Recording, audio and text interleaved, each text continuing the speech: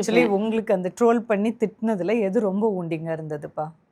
அம்மா அழுவுறத பார்த்துட்டு இந்த பொண்ணு சிரிக்குது. ஒரு மாதிரி பேட் கமெண்ட்லாம் போட ஆரம்பிச்சிட்டாங்க. அதெல்லாம் பார்க்கும்போது ஆக்சுவலாக நான் அந்த வீடியோ எதுவுமே பார்க்கல.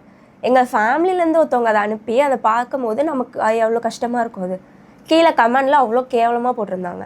அது சொல்லக்கூட முடியாத அளவு அதில் போட்டிருந்தாங்க. இவங்க அப்பா வந்து இவளுக்கு ஃபோன் பண்ணி, உங்கள் அம்மா வந்து ஒரு சேனலில் போய் உங்கள் அம்மாவை நீயும் பேசுனீங்களா, உங்கள் அப்பா வேறு கல்யாணம் பண்ணிக்கிட்டாருன்னு உங்கள் அம்மா சொன்னாலாமே, எங்கள் அக்காலாம் என்னை ஃபோன் பண்ணி கேட்குறாங்க, நாளைக்கு உன் மகளை யார் கல்யாணம் பண்ணிக்குவான்னு. நான் கல்யாணம் பண்ணிட்டு போகல, அவங்க அப்பா தானே கல்யாணம் பண்ணிட்டு போயிருக்காரு. அந்த ஒரு குற்ற உணர்ச்சியே இல்லாமல் நாங்கள் ஷோவில் போய் பேசினதை ஒரு குற்றமாக சொல்கிறாங்க. அப்போ நீ வேறு ஒருத்தவங்க கூட போகையில் பெற்ற பிள்ளைங்களை விட்டுட்டு, அது தப்பு இல்லை? அதுவுமே ஊர் உலகத்துக்கு தெரிஞ்ச விஷயம் தான். என்ன 10,000 பேர் தெரிஞ்சது, இன்றைக்கி ஒரு 10 லட்சம் பேருக்கு தெரிஞ்சிச்சு, அவ்வளோதான்.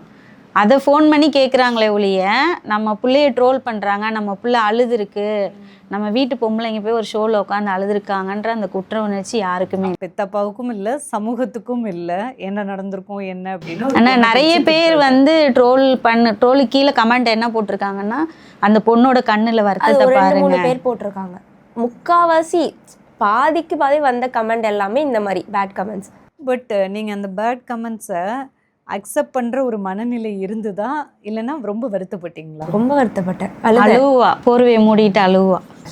ஆக்சுவலாக நம்ம இப்போ நான் 10th பாஸ் ஆகி வந்துட்டேன். அப்போ என்னோட நகையை வச்சு நானே அம்மாவுக்கு ஒரு ஹோட்டல் ஸ்டார்ட் பண்ணி கொடுத்தேன். அதையும் அங்கே வந்து சொல்லும் போது அதை நீங்கள் வந்து கட் பண்ணால் அப்போ நமக்கு எப்படி இருக்கும்? ஓகே, நீங்கள் பேசின நிறைய விஷயத்த கட் பண்ணிட்டாங்க. என்னெல்லாம் பேசியிருந்தீங்க பாப்போம்? அது நான் இந்த மாதிரி அவங்க ஹோட்டலில் ஒர்க் பண்ணது, இதனால தான் என்னால் படிக்க முடியாமல் போச்சு.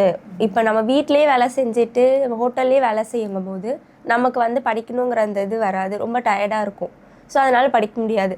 சரி 10th வந்து முடித்தோடனே சரி நம்மளால தான் வந்து இந்த ஹோட்டல் அம்மா கை விட்டு போயிடுச்சுன்ட்டு நான் என்னோடய நகையெல்லாம் வச்சு திரும்ப ஒரு ஹோட்டல் அம்மாவுக்கு ஸ்டார்ட் பண்ணி கொடுத்தேன்.